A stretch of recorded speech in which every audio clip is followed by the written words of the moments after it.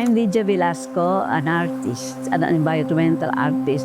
I love nature, kaya the color of my painting is almost all is green and yellow and orange because I love the reflection of that color, the reflection of the environment.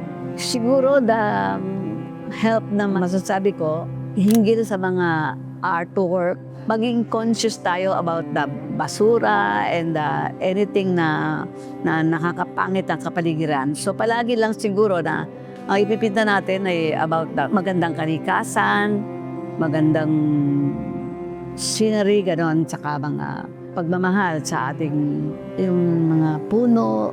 Kinaanyayahan ko kayong lahat sa July 24, 25 sa Plasticon 2025 New MSI Building, UP Dilipan.